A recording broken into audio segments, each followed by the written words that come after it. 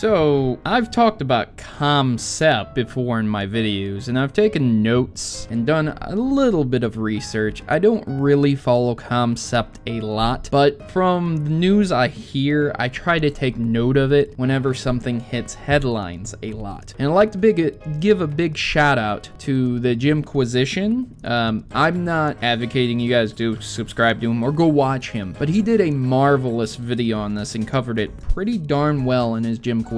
I will go ahead and link it in the description below. You can watch it if you really want to, but I'm going to go ahead and pretty much sum up some of the things he said and give my opinion of it, because over the course of the year, I was at first excited for Mighty Number 9, and now I have become so unexcited, so uninterested, and so unhappy with the fiasco surrounding the company Comcept that I have decided that I probably will not even buy it at full price, or I will attain it secondhand, or if someone gives it to me, I will wait till a sale because I am not interested in supporting stuff like that. So let's begin. Apparently what happened recently, most recently, was a Kickstarter was started for a game called Red Ash. The Red Ash game is very similar to the Megaman Legends series. You can see it in the art and the style, and of course the guy who's behind it, well, he works at Comcept, duh. So over the course of 30 days, it only made it past halfway, around 500 grand. That's quite a bit of money to produce a game, I gotta tell you, and I've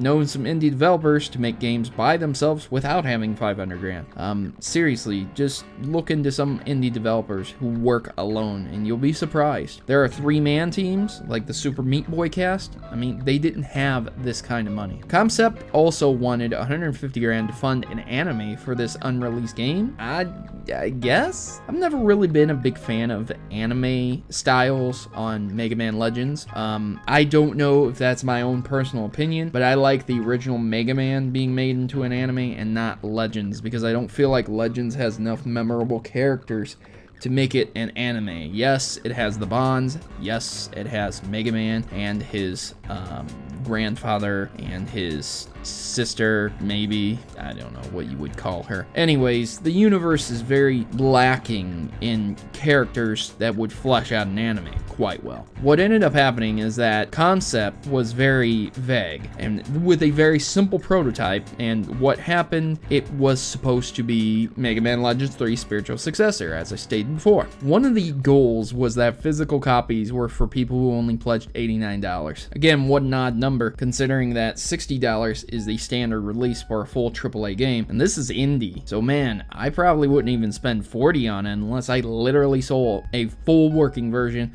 and it was pretty much Mega Man Legends 3. $1 million was one of the other goals that was stated to make a PS4 version. $1 million for a PS4 version? Are you kidding me right now? So a couple days later, when the project was about to fail, Comcept was announced that it had already been fully funded by a company called Fuse. Now, this seems really grimy, and if your alarms are going off in your head, if the red flags are rising, don't blame yourself. Because if you really think about it, guys, the extra successful funding, they said, was supposed to go to the stretch goals now. Okay, 5 days before closing, Comcept was unable to tell people what those goals were. Wow, man, now we've got like 7 red flags going up. And contracts do take time to produce properly, so the odds are this was probably worked out quite some time beforehand, probably before 30 days. I seriously doubt that they were able to hammer out a full funding contract for a video game within the 30-day period. So this is very similar to what happened with Shenmue,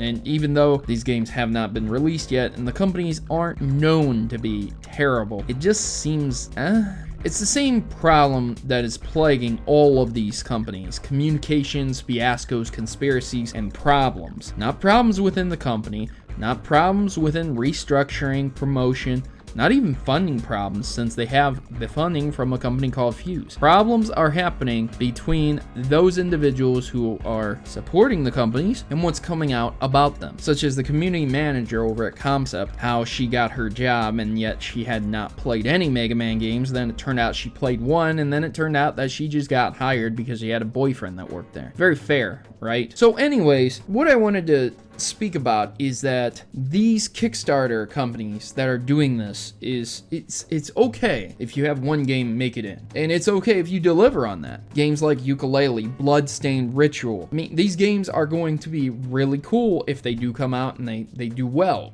I think they'll do well. From what I've seen, they look very nice, and they look like they're doing good. The problem is, if these companies start using Kickstarter every single time, even though they have the funding from their previous games, like say Mighty Number 9 did release when it was supposed to be released, and it had all those sales and all that profit, instead of making a Kickstarter, they would have been able to go and put that money towards that game. But even saying that, once again, they were fully funded by a company called Fuse. So they didn't need the Kickstarter, and they wouldn't have needed the money from Mighty Number 9 either. Or they could have used the money from Mighty Number 9, and they could have used that to fund it instead of Fuse and the Kickstarter. So even though I don't genuinely believe this company to be grimy, taking your money and things of that nature, I do believe that, once again, it's a problem in the gaming world. It's a problem that you see something cool and you throw money at it and you don't get an end result. And they know people out there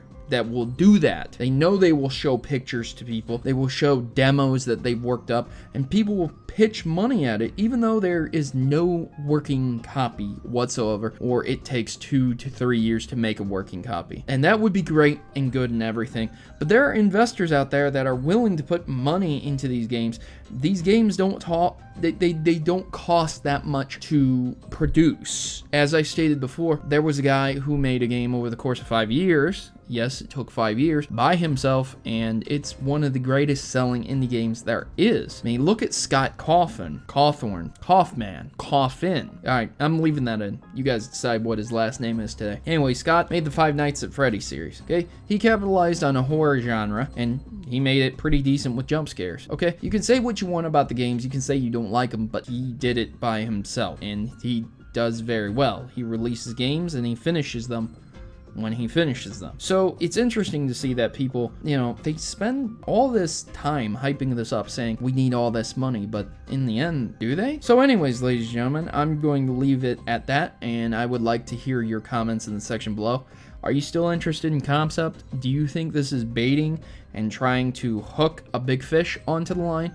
Or do you just think this is all coincidences and possible lies, or I don't know, conspiracy theories? Someone give me Jesse Ventura right now. Have a great day, ladies and gentlemen, and I've been your host, Protomario, and I'm signing out. And now, the important decision of joining the Maverick Rebellion. We are a tight group of individuals who rebel against stereotypes and greater evils that are commonly accepted. ISPs, children being conned out of games, sexism in video games. Enough is enough, and the Mavericks have had it. If you choose to subscribe or stay subscribed, you are joining the fight against injustice by watching my numerous video topics, from net neutrality to publishers covering up botched releases. The Mavericks are always informed on the issues plaguing your gaming experience today. So don't be left out in the cold, and don't let those people keep you down. Join the Maverick Rebellion today and become a member of the community that will listen and engage with you. What are you waiting for? Just click subscribe and you'll be in good company. Mavericks unite!